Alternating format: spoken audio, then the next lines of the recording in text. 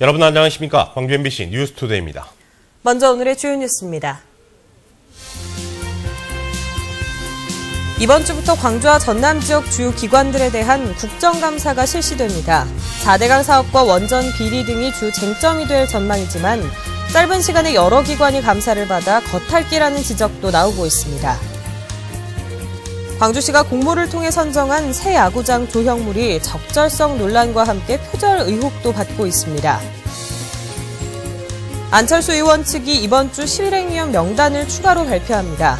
수도권과 영남권의 실행위원 명단도 발표될 예정이어서 전국 조직화와 창당 준비에 시동을 걸었다는 분석이 나오고 있습니다. 독도의 달 10월을 기념하기 위해 14,000명이 넘는 학생과 시민들이 전국 최대 규모의 인간 태극기 만들기에 도전했습니다. 이번 주부터 광주와 전남 지역 기관들이 국정감사를 받습니다. 4대강 사업과 원전 비리 등이 주요 쟁점이 될 전망입니다. 윤근수 기자입니다.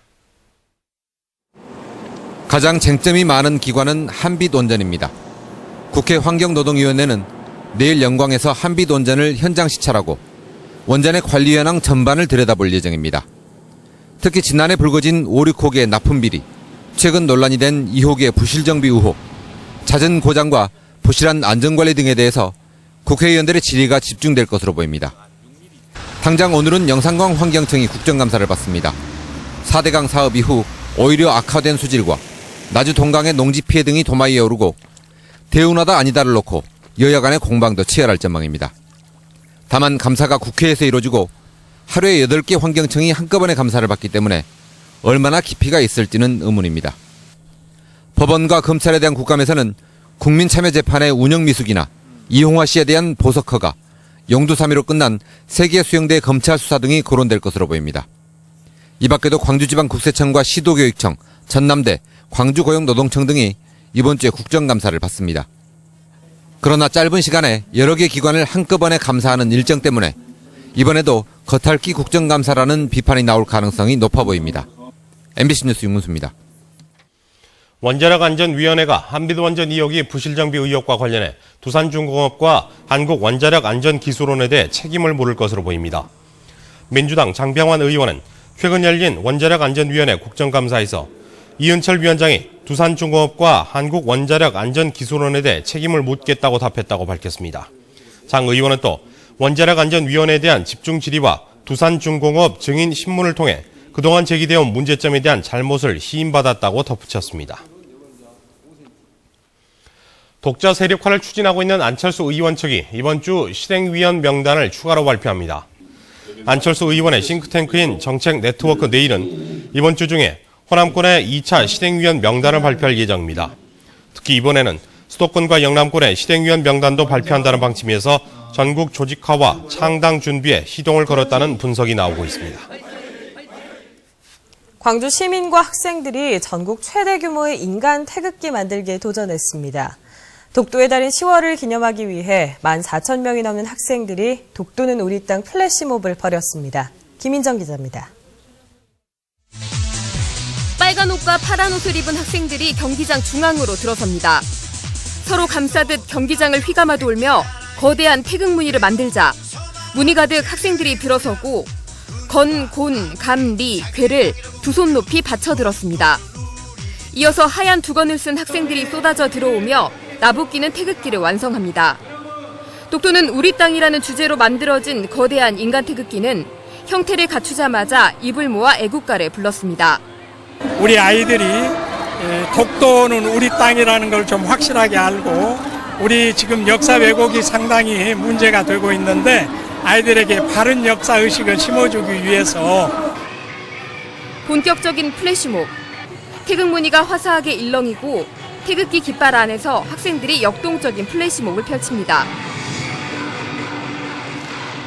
독도가 다시 우리 땅이라는 걸 인식할 수 있는 좋은 기회였습니다. 이번 행사에는 광주 500여 개 학교가 참여했으며 광주 학생과 시민 14,000여 명이 참가했습니다. 이 플래시몹 행사는 한국기록원에 보관되는 인간 태극기 만들기 한국 최고 기록으로 등록될 예정입니다. MBC 뉴스 김인정입니다. 영광군이 차세대 주력 산업으로 유치했던 전기차 관련 기업이 착공 2년간 실적이 없어 지원금만 낭비했다는 비판이 일고 있습니다. 영광군은 지난 2011년 2월 투자 유치한 전기차 생산기업 에코넥스에 입지 보조금 5억 3천만 원과 기반시설비, 시설 투자비 등 모두 11억 3,800만 원의 군비를 지원했습니다. 그러나 이 기업은 전라남도와 영광군에 약속했던 연간 16,000대 규모의 공장 건설을 이행하지 않은 데다 투자 유치의 근거로 내세운 원천 기술 등도 보유하지 않은 것으로 드러나 기업 유치 과정에 총체적 의혹이 쏠리고 있습니다. 광주 새 야구장에 설치될 조형물에 대해 표절 의혹과 함께 적절성 논란이 일고 있습니다. 광주시에 따르면 최근 선정된 광주 새 야구장의 조형물이 일본 코나미사의 몬스터 레기온을 차용했다는 의혹이 제기됐습니다. 또 일부 시민들이 마치 지옥문을 연상하게 하는 등 조형물이 어둡고 처참해 야구장에 어울리지 않는다고 지적하고 있습니다. 이에 대해 광주시는 현재로서는 표절이라고 판단할 근거가 없고 작품 선정에는 하자가 없다며 논란을 일축했습니다. 대기업 건설공사에 참여한 영세업체들이 납품대금 등을 받지 못하는 피해가 끊이지 않고 있습니다. 지역 소규모업자들은 계속해서 벼랑 끝으로 내몰리고 있는데 이들을 보호할 수 있는 제도적인 장치는 여전히 허술합니다. 문형철 기자입니다. 지난해 있었던 여수 휴캠스 공장 증설 공사에서부터 현재 진행 중인 포스코 합성천연가스 플랜트 신축 공사까지 원청 또는 하청업체의 부도나 대금 유용으로 수십억 원대의 피해가 발생한 현장입니다.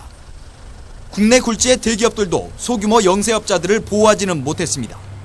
한숨만 나오고 답답합니다. 발주처에서는 직불 요청을 하였는데도 아직까지 지불을 하지 않고 있어서 현행 제도나 법령도 허술하기만 합니다.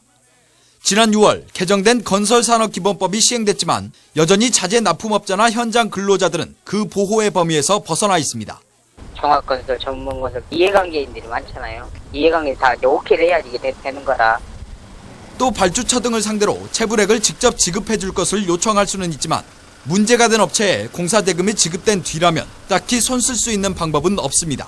자재대금 지급 확인 시스템을 구축하는 것도 필요하고 그 입법 예고된 건설 근로자 임금 지급 보증 제도를 좀 조속히 도입하는 것이 중요하다고 판단됩니다. 또 피해 발생 가능성을 알고도 발주처나 원청사가 적절한 조치를 취하지 않는 경우도 많아 대금 지급에 대한 관리 책임을 강화하는 것도 문제 해결의 핵심으로 지목됩니다. 영세업체들이 피해를 입거나 사태가 커진다면 이에 대해서 책임을 무겁게 물을 수 있도록 관련 법령의 개정이 필요하고 또 이를 관계 부처에 적극 건의할. 지역 경제가 갈수록 침체되는 상황에서 영세업자를 위한 제도 보완은 더 이상 미룰 수 없는 시급한 과제입니다. MBC 뉴스 문형철입니다. 한국은행이 지원하는 영세 자영업자 총액 대출한도, 즉 바꿔드림론의 실적이 지극히 낮은 것으로 나타났습니다. 민주당 이용섭 의원에 따르면 바꿔드림론의 광주 지역 집행금액은 26억 원으로 전체 1,140억 원 가운데 2.2%에 불과했습니다. 전남 지역에서도 바꿔드림론의 이용 실적이 10억 원에 그치는 등 제도가 겉돌고 있어 영세 자영업자가 실질적인 혜택을 받을 수 있도록 제도를 개선해야 한다는 목소리가 높습니다. 광주은행 인수전이 이번 주부터 본격화됩니다. 광주은행 인수 후보 6곳을 선정한 공적자금관리위원회는 오늘부터 인수 후보를 대상으로 8주간의 예비 실사에 들어갑니다. 이후 12월 중으로 본 입찰 등을 거쳐 내년 초에 우선 협상 대상자가 결정될 전망입니다. 정부가 최고가 입찰을 밝힌 만큼 자금력을 얼마나 확보하느냐가 관건인데 지역 기여도도 변수로 작용할 것으로 보입니다. OLED 조명 산업 클러스터 조성 사업이 정부의 신규 사업으로 선정됐습니다. 광주시는 미래 성장 동력으로 육성하기 위해 추진하고 있는 OLED 조명 산업 클러스터 조성 사업이 내년도 정부 신규 사업으로 지정돼 국비 10억 원을 지원받게 됐다고 밝혔습니다. OLED는 LED와 함께 4세대 조명으로 주목을 받고 있는 유기 발광 반도체로 광주시는 내년부터 5년 동안 국비와 시비 등 모두 300억 원을 투입할 계획입니다. 제선충병이 다시 확산되면서 전남의 소나무 숲이 위협받고 있습니다. 지난 2001년 서부권에서 발생한 뒤 12년 만에 확산되는 것이어서 올겨울 방제 활동이 확산 속도를 늦추는 분수령이 될 전망입니다. 박영훈 기자가 보도합니다. 한번 감염된 소나무는 반드시 말라 죽는다고 해서 소나무 에이즈로 불리는 제선충병. 지난 2001년 목포와 영암 신안에서 발생해 수십만 그루의 소나무에 피해를 줬습니다. 이후 12년이 지난 지금 여수와 순천, 광양 등 동부권에서 다시 재선충병이 발생해 확산 일로에 놓였습니다. 지난 2010년 이후 경남과 제주 등에서 산발적으로 발생한 뒤 현재 전국 12개 시도로 북상하고 있습니다. 이 발생 시군은 총 55개 시군구가 되겠는데요. 그 전에 총 80개 중에서 이제 25개 시군구에서는 청정지구가 되었고 현재까지 25개 시군구에서 발생을 하고 있습니다. 소나무 재선충병에 감염된 소나무는 잎이 아래로 처진 상태로 말라 죽는 게 특징입니다. 살릴 수 있는 나무에는 수간 주사를 놓고 확산 방지를 위해서는 항공 방제도 실시되지만 가장 중요한 것은 감목을 철저히 제거하는 것입니다. 헬기를 동원한 정밀 감시와 감시 초소를 세워 소나무 이동 제한 조치를 해야 하지만 인력과 예산 부족으로 올해는 대규모 방제 활동이 불가능한 상황입니다. 저희가 재선충이 발생하면 즉각적으로 제거를 할 수 있도록 그 방제단이 충분해야 되는데 현실적으로 예산과 인력 확보가 좀 지금까지는 어려운 실정입니다. 확산 일로에 있는 소나무 재선충병을 차단하기 위해서는 솔수염 하늘소의 이동을 막는 게 관건입니다. 방제 적기인 올 겨울이 전남의 소나무 재선충병 확산의 최대 고비가 될 전망입니다. MBC 뉴스 박영훈입니다. 전국 터널에서 발생한 교통사고 사망자 수가 3년 사이에 3배 가까이 증가한 것으로 나타났습니다. 민주당 임내현 의원이 한국도로공사의 터널 교통사고 현황 자료를 분석한 결과 터널 교통사고로 인한 사망자가 2008년 7명에서 2012년 19명으로 270% 증가했습니다. 터널 교통사고로 인한 부상자 수도 같은 기간 동안 290% 늘어난 것으로 집계됐습니다. 하지만 전국 364개 고속도로 터널의 소화기 가운데 62%가 내용 연수인 5년을 초과한 것으로 드러났습니다. 전국 16개 광역시도 가운데 전라남도가 교통사고 시 사망할 확률이 두 번째로 높다는 주장이 제기됐습니다. 민주당 이윤석 의원은 지난해 전남 지역의 교통사고 발생 건수 만여 건 가운데 사망자는 460명에 이르렀으며 이를 1000건당 사망자 수로 계산하면 45명으로 충남에 이어 두 번째로 높은 교통사고 시 사망률을 나타냈다고 밝혔습니다. 이 의원은 사망 확률이 높다는 것은 대형 사고가 잦다는 것을 의미하고 전남은 이용 인구 대비 도로망이 확충되면서 과속 등의 위험이 크다며 주의를 당부했습니다.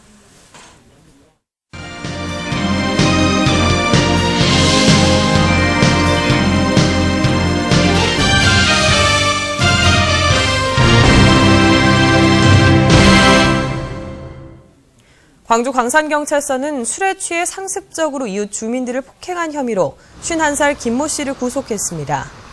김 씨는 지난 15일 새벽 광주시 광산구 우산동의 한 술집에서 영업이 끝나 술을 팔지 않는다며 여주인 35살 이모 씨를 폭행하는 등 지난 7월부터 최근까지 술에 취해 이웃 주민들을 수십 차례 폭행한 혐의입니다.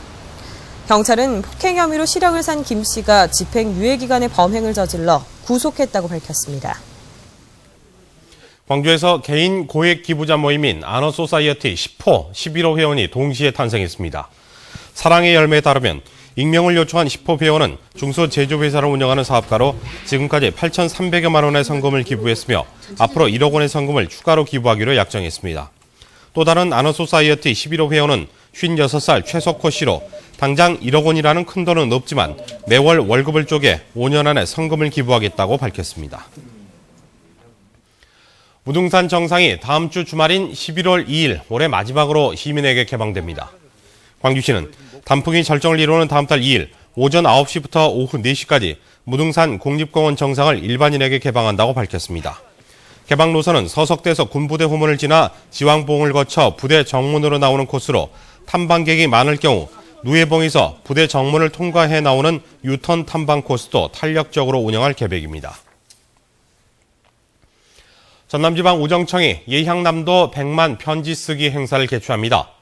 우정청은 오늘부터 다음 달 9일까지 편지의 가치를 재발견하고 디지털 SNS 시대에 공감하는 세상을 만들어가기 위해 행사를 기획했다고 밝혔습니다. 이번 행사는 광주와 전남 시도민이면 누구나 참여할 수 있고 봉투 상단에 사랑의 하트를 표시해 편지를 보내면 됩니다.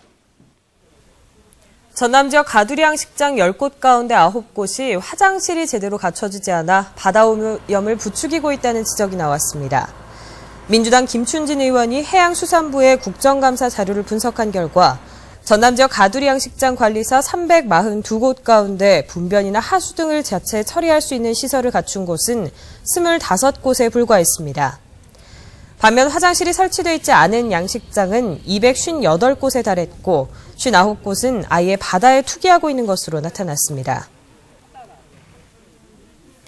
119의 휴대전화 위치정보 조회가 실제 구조로 이어지는 경우는 지극히 낮은 것으로 나타났습니다. 소방방재청의 국정감사 자료에 따르면 지난 2010년부터 지난해까지 광주에서 7,800건, 전남에서는 8,200여 건의 휴대전화 위치정보 조회 신고가 처리됐습니다. 이는 하루 평균 15건으로 실제 구조로 이어지는 경우는 430여 건, 시신 발견은 23건에 불과했습니다. 전국적으로도 구조나 시신 발견 등으로 이어진 사례는 2.5%에 그쳐 효과적인 대처 방안이 필요하다는 지적이 나오고 있습니다. 광주 지역 4개 대학이 연합 축구대회를 열어 우위를 다졌습니다. 올해로 10회째 열리는 축구대회에는 전남대와 조선대, 호남대와 광주대 등 4개 대학 동문과 재학생들이 참가해 상호 교류와 친목을 다지는 시간을 가졌습니다. 특히 참가 선수들은 우승 상금 등을 모아 연말 이웃돕기 성금으로 전달했습니다. 경찰이 시민들의 차량에 설치된 블랙박스를 치안 활동에 활용하기로 했습니다. 광주지방경찰청은 내일부터 다음 달 10일까지 차량에 블랙박스를 설치한 주민 블랙가드단을 동별로 10명에서 20명까지 모집하겠다고 밝혔습니다. 경찰은 블랙가드로 선정된 주민들의 블랙박스에 녹화된 영상 자료를 사건 해결에 활용하고 단서를 제공한 시민에게 감사장이나 보상금을 줄 예정입니다.